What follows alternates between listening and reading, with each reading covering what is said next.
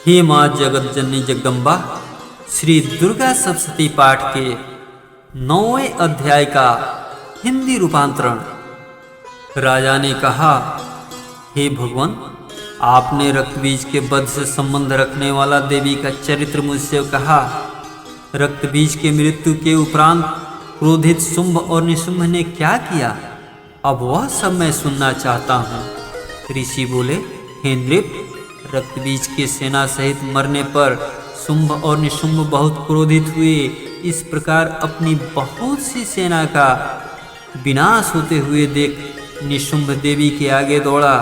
उसके साथ असुरों की प्रधान सेना थी और उसके आगे पीछे तथा पार्श्व भाग में बड़े बड़े असुर थे, जो क्रोध से होठ चबाते हुए देवी को मारने आए।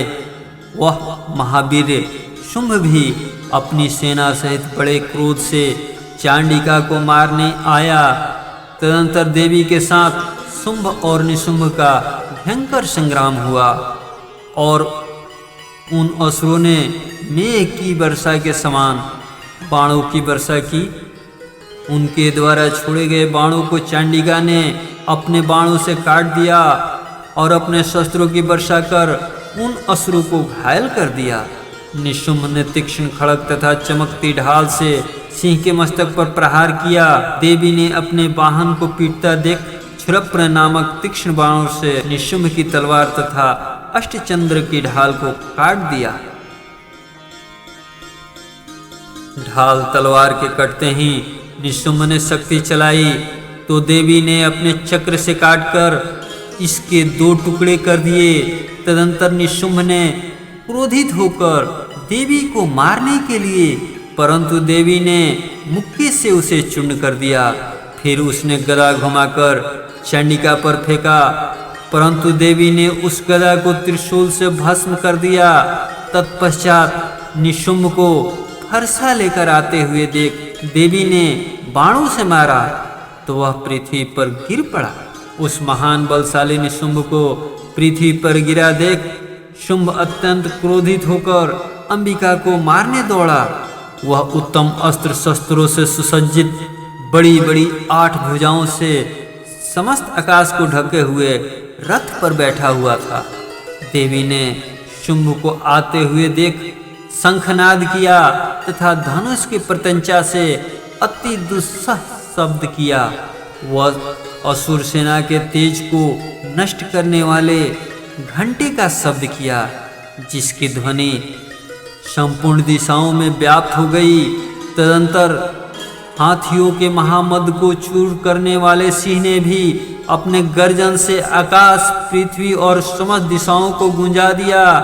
इसके बाद काली ने आकाश में उछलकर दोनों हाथों से पृथ्वी पर आघात किया, जिससे ऐसा भयानक शब्द हुआ कि पहले की समस्त शब्द शांत हो गए। फिर शिवदूती ने असुरों के लिए अमंगलजनक अट्टहास किया, जिसके सुनते ही संपूर्ण असुर थर्रा उठे तथा शुंभ को बड़ा क्रोध हुआ। उस समय अंबिका ने कहा, रे दुरात्मा, खड़ा रह, खड़ा रह। तभी आकाश में स्थित देवगण जय जयकार करने लगे। उस समय शुंभ ने अत्यंत भीषण अग्नियुक्त शक्ति छोड़ी, जिसे देवी ने अपने महोलका नामक शक्ति से काट डाला। हे राजन, फिर शुंभ के सेनाद से तीनों लोक पूरित हो गया तथा वज्राघात के सदृश ऐसा भयंकर शब्द हुआ कि जिसने सभी शब्द जीत लिए। शुंभ के छोड़े गए बाणों को देवी ने और देवी के छोड़े गए बाणों को शुंभ ने अपने उग्र बाणों से हजारों टुकड़े कर दिए। फिर क्रोधित होकर चंडिका ने शुंभ को त्रिशूल से मारा, जिससे वह मूर्छित होकर पृथ्वी पर गिर पड़ा। इतने ही में निशुंभ की मूर्छा दूर हुई और उसने धनुष लेकर बाणों से देवी, काली और सिंह को घायल कर दिया। फिर उस असुरराज ने 10,000 भुजाएं बनाकर चक्रों और बाणों से देवी को आच्छादित कर दिया।